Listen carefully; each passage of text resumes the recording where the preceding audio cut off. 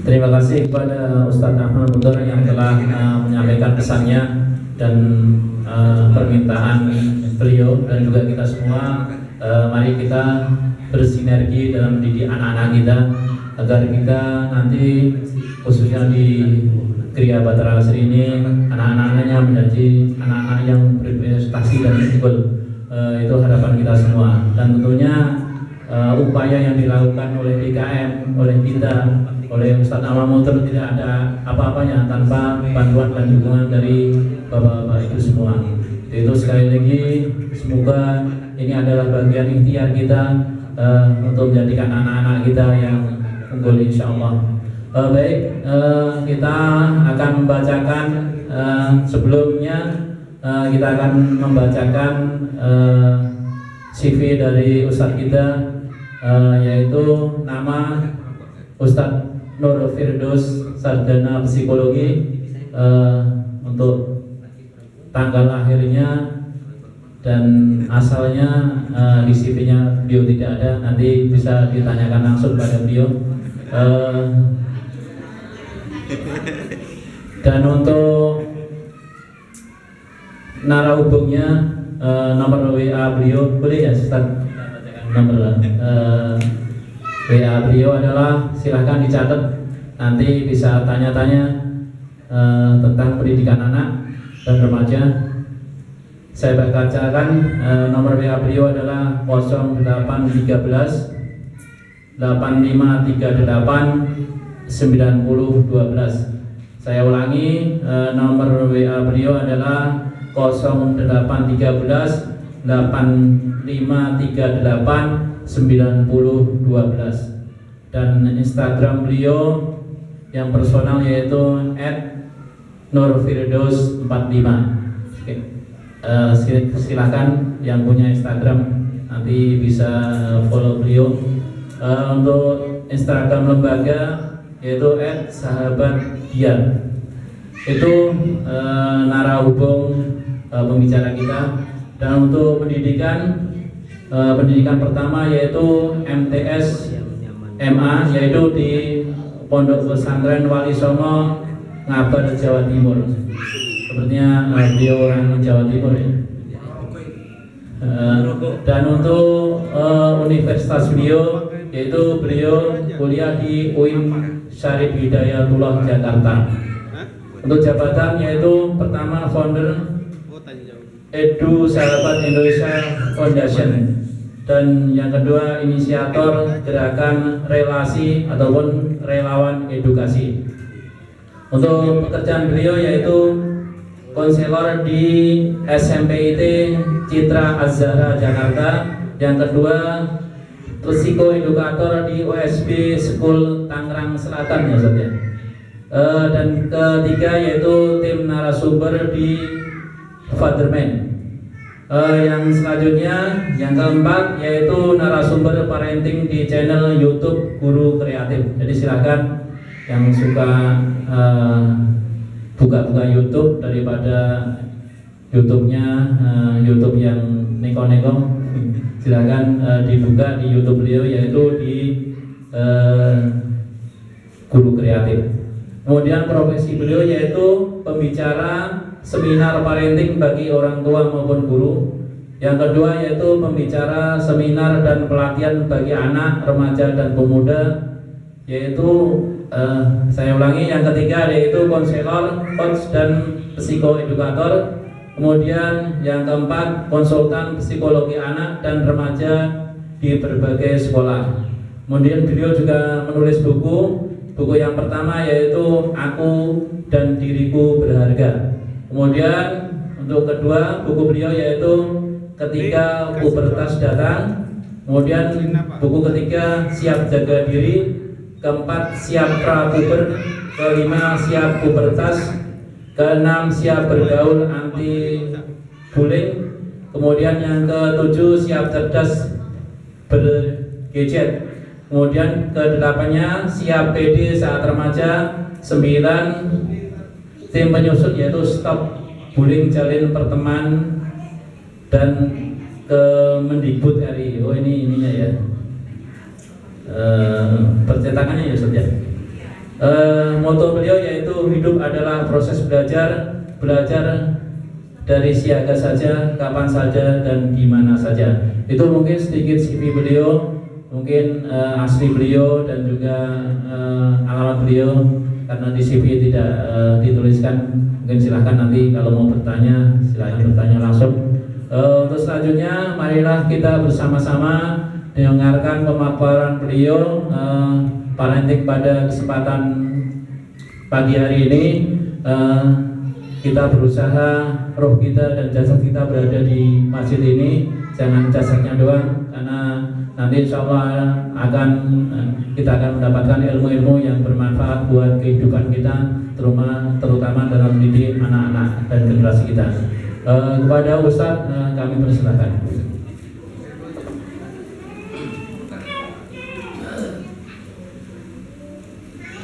Assalamualaikum warahmatullahi wabarakatuh. Alhamdulillahirabbil alamin. Wa bihi nasta'in ala umuri dunya wa din. Assalatu wassalamu ala asrofil anbiya'i wal mursalin wa ala alihi wa sahbihi ajma'in. Amma ba'du. Bersama-sama kita hormati Ustaz Ahmad Mudor selaku Ketua DKM Masjid Darul Muttaqin.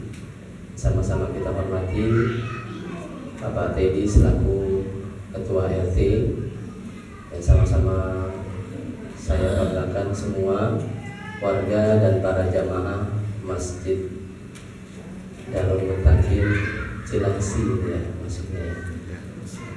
Alhamdulillah hari ini di hari Ahad ya, yang cukup cerah ini ya, Masya Allah, para ketua dan pengurus DKM yang khususnya ini saya berkontak dengan Pak Hendra ya. Beliau juga sering banget ikut kegiatan online ya, itu yang ketahuan ya sama saya, itu sebulan sekali ya, tapi kayaknya beliau juga rajin banget di mana aja kayaknya ikut gitu ya. Biasanya kita acaranya tuh subuh-subuh jam 5 ya, paling siang mulai jam 6. Jadi paling cepat jam 5 ya, kadang sejam, kadang 2 jam gitu ya. Itu beliau tuh salah satu yang paling sering dan rajin nongol. Kadang banyak yang hadir, kadang sedikit gitu ya. Akhirnya hari ini bermuajah langsung ya, alhamdulillah. Sehingga ini menjadi sebuah wasilah gitu ya, gak cuma beliau saja yang mendapatkan manfaatnya, tapi didorong agar para jamaah yang lain, Bapak Ibu semua juga mendapatkan manfaatnya. Sehingga tantangan mendidik putra-putri kita, apalagi usia-usia remaja, itu bukan kerja satu orang. Itu bukan hanya pengetahuan satu orang, tapi bersama-sama.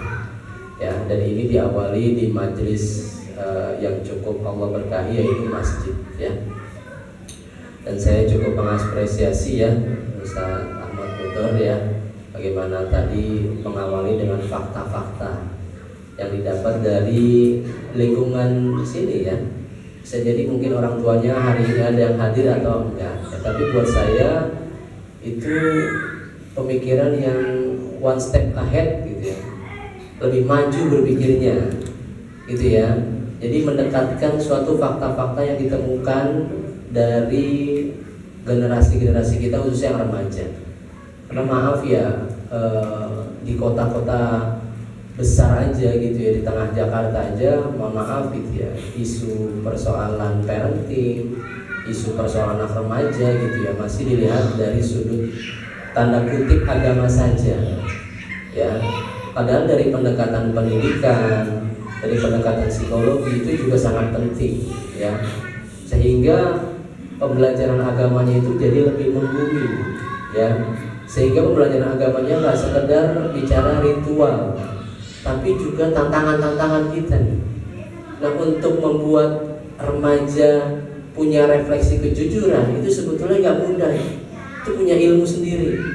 Dan Masya Allah, tabarakallah, di sini para pengurus dan DKM melakukannya menurut saya sangat baik, rapi gitu ya, pendekatan juga tepat gitu ya, sehingga yang terpenting informasinya didapat. Jadi bukan cari namanya dulu, tapi minimal informasinya. Makanya tadi pesannya juga udah luar biasa. Pulang dari sini jangan diinterogasi, ya. Atau dapat informasi tadi jangan langsung negatif thinking, was-was. Jangan-jangan anak saya, jangan-jangan anak saya, emang jangan gitu. Ya, tapi kepikirannya ke sana, ya. Jadi masya Allah lah. Apalagi tadi ada kegiatan-kegiatan berikutnya yang sudah dan akan direncanakan gitu ya. Dan mudah-mudahan Allah mudahkan, Allah berikan petunjuk gitu ya. Sehingga ini menjadi ikhtiar kita bersama, karena semua rata-rata di berbagai tempat ibadah di masjid khususnya, termasuk juga di lingkungan rumah kita tuh kehilangan generasi gitu ya. Apalagi di masjid, anak-anak rajin datang ke masjid, bahkan antusias, bahkan ketika azan berkumandang dia lebih duluan bisa jadi daripada orang tuanya, ya, dengan berbagai motif dia. Mungkin di masjid ngelihat lebih luas, lebih lapang, dia lari-larinya jadi bisa. Mungkin tempatnya titik kumpul sama temennya gitu ya. Nah, kalau orang tua udah lebih ke ibadah dan silaturahmi. Tapi anak remaja, kalau dia nggak punya motivasi, kalau dia nggak memahami, kita kehilangan mereka. Makanya mereka kebanyakan di rumah, ya. Ketika diajak ke masjid, jangan ajak ke masjid, disuruh sholat aja kadang jawabnya ntar dulu, ya, waktunya masih panjang, ya. Atau nih sepupu saya waktu itu sama orang tuanya, namanya Barkah gitu ya, laki-laki. Barkah, sholat. Dah, jawabnya gitu. Bapak ibu dengernya apa? Sudah. Jawaban tadi dengernya apa? Sudah. Hah? Sudah. Sudah. Kalau saya nih di sebelah sepupu saya tanya, tadi kamu bilangnya udah mau enggak? Ya antara dua itu dah pokoknya. Pokoknya gimana orang tuanya nangkep, pokoknya kayaknya udah, pokoknya saya belum enggak gitu ya. Itu jadi persoalan nih buat kita, ya. Nah, bicara tentang persoalan mendidik remaja gitu ya, ini juga kaitannya persoalan-persoalan yang sangat dan relate sama kita, yaitu berkaitan dengan tanggung jawab agama, ya, sebagaimana yang Allah sampaikan dalam Quran surat At-Tahrim, ya, qu anfusakum wa ahlikum, nah, ya, jagalah dirimu dan keluargamu dari api neraka, ya. Saya belajar agama nggak dalam-dalam banget, cuma nyantri aja di pondok pesantren. Itu pun saya juga bukan 5 terbesar gitu ya kemampuan saya, tapi setidaknya adalah yang nempel sedikit, ya. Jadi kalau kita mengenal qu anfusakum gitu ya, kum itu bisa ke laki-laki khususnya, berarti dalam hal ini para ayah, ya. Tapi juga bisa keduanya, ayah dan bunda. Nah, di sini disampaikan yang paling pertama adalah qu anfusakum, jadi diri kita dulu. Termasuk untuk menjaga itu kita butuh belajar.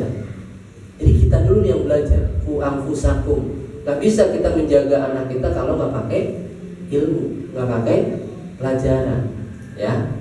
Kenapa disuruh diri kita dulu? Karena kalau nanti kita nggak pakai ilmu, nggak pakai pelajaran, khawatirnya menjaganya jadi nggak tepat, keliru, salah, ya. Di zaman sekarang apa-apa ada narkoba, ada tawuran, ada pacaran, udah, pokoknya kamu di rumah aja, nggak boleh kemana-mana. Ya, udah bener gak menjaga? Bener secara fisik, nggak kemana-mana. Tapi di rumah kita kasih handphone, ya, handphone di rumah. Dia kalau main di kampungnya itu temennya deket-deket, kita kenal rumahnya di mana. Tapi pakai handphone dia mainnya bisa melalang buana ke seluruh dunia, dan kita nggak bisa kenal, ya.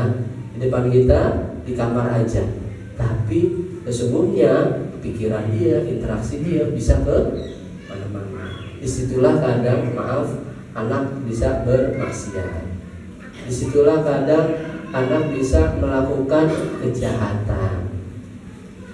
Belum lama ada kejadian, mungkin Bapak Ibu tahu, di daerah Jawa Timur, ya. Bahkan isunya katanya si pelaku itu baru pulang dari pesantren, walaupun usianya udah usia masuk dewasa ya, sekitar 20-an ya. Itu dia menjadi predator seksual. Dia kumpulkan perempuan-perempuan yang usianya belasan, dari usia 13 tahun sampai usia 18 tahun di internet dikumpulkannya. Habis itu dia cari caranya, kemudian dia masuki dengan pendekatan-pendekatan, bahasa kita tuh pendidikan lah. Apa itu? Pendekatannya gimana, cara ngomongnya gimana, cara ujinya gimana.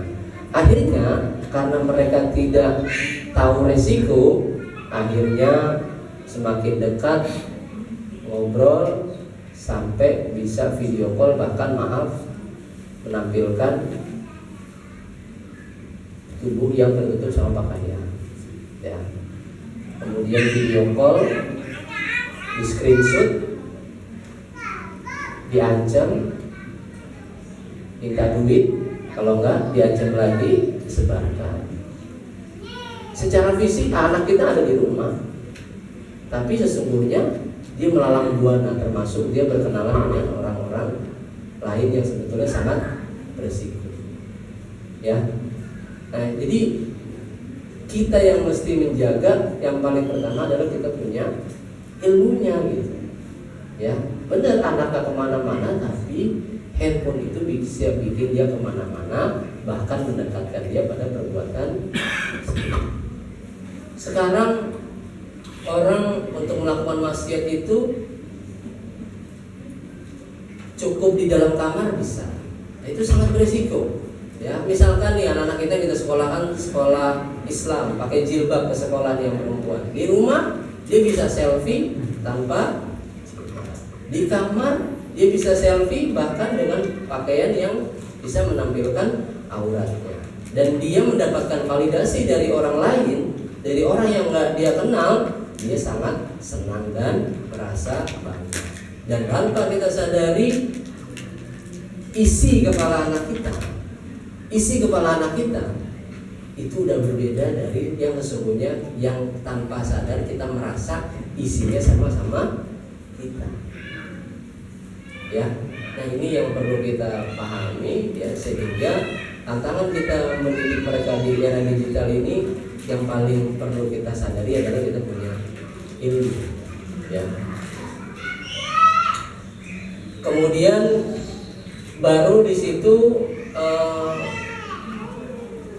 ku anfusakum wa ahlikum naro. Jadi setelah diri kita baru keluarga kita ya, dari api neraka, baru di diri kita. Jadi memang ini kita bicara tentang diri kita nih ya. Iya, bicara tentang anak kita, tapi untuk memahami, untuk tahu usia mereka. Tapi sesungguhnya yang mesti kita pahami adalah kita mesti banyak belajar ya.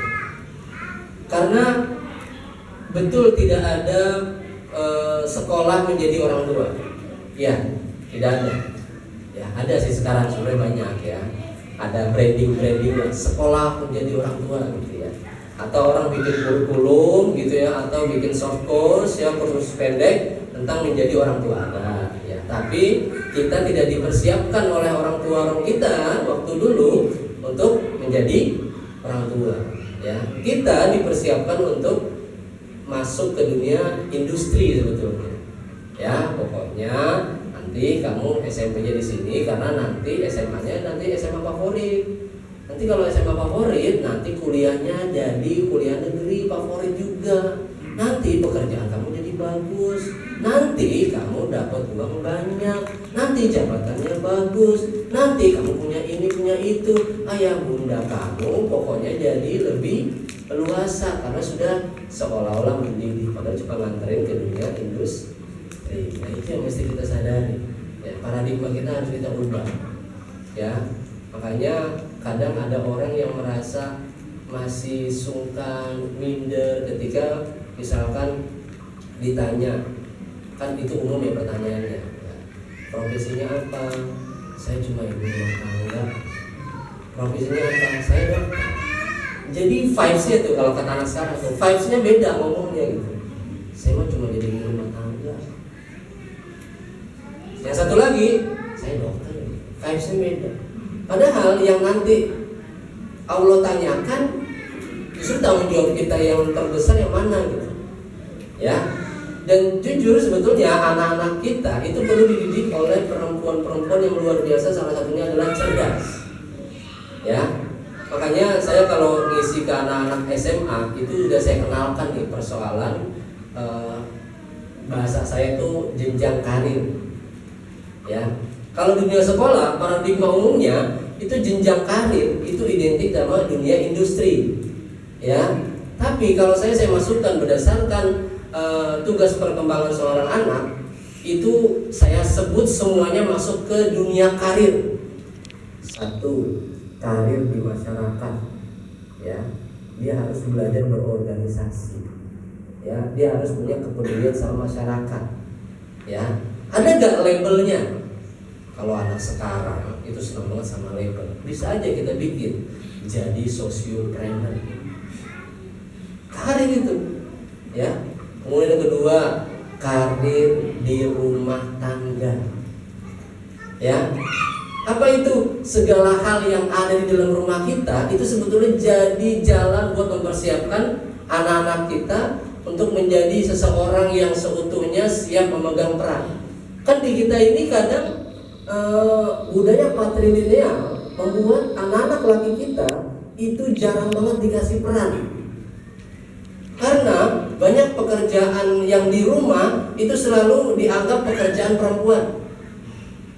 Anak laki mau nyuci piring, ngapain sih nyuci piring itu kerjaan perempuan. Anak laki mau jemur baju, ngapain sih jemur baju itu pekerjaan perempuan. Anak laki nyuci baju, anak laki nyetrika, emang pekerjaan ada label laki perempuan? Enggak ada. Maaf ya, di luar negeri itu kan jarang, bahkan mungkin nggak ada ya budaya barat itu tentang patrilineal, nggak ada. Karena di sana itu nggak semudah Indonesia punya pembantu asisten rumah tangga, semuanya dikerjakan sendiri. Berarti seorang laki-laki ketika dia udah menikah udah bagi peran, ya. Jadi itu yang akhirnya kadang membuat seorang anak laki nggak punya peran. Ketika nanti dia menikah, ya, dia nggak bisa melakukan apa-apa. Saya waktu pertama kali nikah, ini saya juga nggak dapat paradigmanya ya gitu. Saya cuma di pesantren itu saya ngobrol sama teman saya, saya tanya sama kamu deh, kamu belajar ngelipat dulu di mana? Di mana? Pesantren saya belajar ngelipat. Gitu-gitu skill sederhana, tapi sebenarnya butuh. Dan masih banyak lagi gitu. Saya waktu nikah berapa bulan ya? 2 bulan. Saya nyuci saya pakai tangan ya, jongkok, serok gitu ya. Datang teman saya yang laki-laki gitu, ya, dia panggil saya bang gitu. Datang, ya, maaf ya, saya jangan pakai bahasa lu gue, bahasa teman biasanya begitu ya lu gue ya. Bang, kok nyuci? Emang apa? Kan udah nikah, mau udah apa? Kan ada istri, masa apa salahnya laki nyuci? Enggak, aneh aja tuh aneh. Ya, sebenarnya ini kita harus gerus nih budaya patrilineal. Ya, sehingga maaf, seorang perempuan betapa luar biasa perannya di rumah bahkan 24 jam. Di rumah kadang yang bukan kadang, yang lebih umum. Yang bangun duluan laki atau perempuan? Laki. Alhamdulillah. Marah-marah. Enggak terima. Itu enggak terima. Enggak terima. Yang disurvei ya. Beda-beda lah ya. Tapi setidaknya gini, ini kita bicara tanggung jawab. Kenapa perempuan umumnya bangun duluan? Dia punya tanggung jawab. Apa itu? Bayangkan nih, dari dia sholat subuh atau bahkan sebelum sholat subuh sampai anaknya pergi sekolah, itu banyak gak pekerjaan yang harus dilakukan? Ya, makanya ini kabar baik buat ayah, buat bunda khususnya. Bunda itu ketika menikah, ya, awal menikah dan menjadi seorang ibu, itu Allah anugerahkan kecerdasan multitasking namanya, mengerjakan banyak hal dalam satu waktu. Makanya ini saya mau menguatkan ya Bunda, jangan merasa berkecil hati ketika misalkan menyebut saya hanya ibu rumah tangga. Justru situ yang paling banyak pahalanya, karena nggak bernilai uang gitu. Ya, makanya kasih sayang Bunda dikenang sepanjang masa. Sekarang butuh ilmunya aja nih, ya. Oke. Nah, kemudian ini saya mengangkat sebuah ayat Quran surat An-Nisa ayat 9. A'udzubillahi minasyaitonirrajim. Wal yakhshal ladzina law taraku min khalfihim dzurriyyatan dhi'afa khawfun 'alaihim falyattaqullaha wal yaqulu qawlan sadida. Dan hendaklah takut kepada Allah orang-orang yang seandainya meninggalkan di belakang mereka anak-anak yang lemah, yang mereka khawatir terhadap kesejahteraan mereka. Oleh sebab itu hendaklah mereka bertakwa kepada Allah dan hendaklah mereka mengucapkan perkataan yang benar. Ya. Jadi di sini Allah bicara tentang fitrahnya manusia itu punya rasa takut. Ya, betul nggak? Betul. Karena kita punya rasa takut, kita punya harapan. Ya.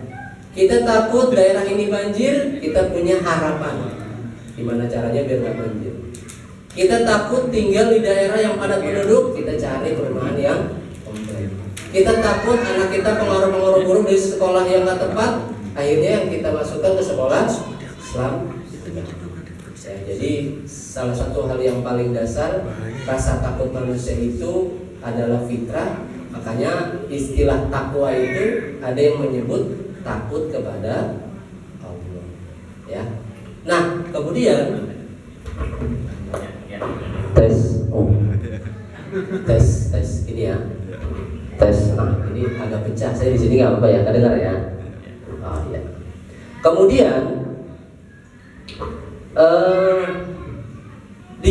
di ayat ini ya, di ayat ini mungkin di ayat-ayat yang lain bisa dikaji lagi, bisa dikaitkan gitu ya. Tapi di ayat ini, ketika Allah bicara tentang generasi yang lemah, rasa takut pada manusia, itu Allah ngasih solusinya itu bertakwa sama mengucapkan perkataan yang benar. Jadi di sini Allah bukan bilang cari kerja, kasih makan yang bergizi, enggak di sini. Di sini enggak ya. Tapi di sini justru Allah bicara tentang rasa takwa kita.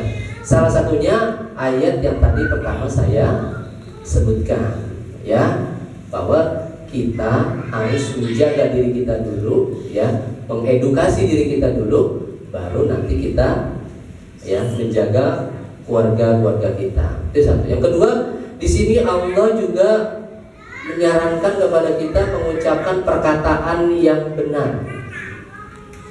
Ini menurut pendekatan psikologi ya. Jadi bukan tafsir nih, ya. Karena kalau orang pakai tafsir itu dia harus punya ilmu tafsir yang cukup berlevel-level. Nah, itu jauh dari ilmu saya, ya. Jadi sebetulnya Al-Quran ini mukjizat yang luar biasa diturunkan oleh Allah kepada Nabi Muhammad. Karena isinya ilmu. Karena akhir zaman itu orang butuh pegangan, butuh ilmu, bukan sekedar rasa takjub karena sesuatu yang bikin kita heboh secara sesaat. Ya, kalau nabi-nabi sebelum Nabi Muhammad itu dikasih mukjizat-mukjizat yang bikin kehebohan sesaat, bikin shock terapi, ya, bisa membelah lautan. Kalau sekarang masih butuh gak belah lautan? Ya, orang pada takut tinggal dekat laut ya kan? Ya, lebih baik nyarinya di gunung gitu.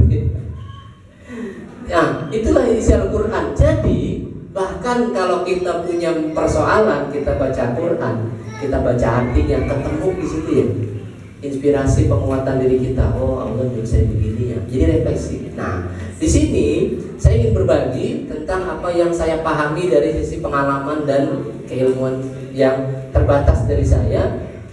Istilah mengucapkan perkataan yang benar itu ada dua hal yang saya lihat. Yang pertama adalah Allah bilang Kalau khawatir sama generasi yang lemah, itu yang perlu diperhatikan adalah masalah ucapan perkataan. Berarti apa?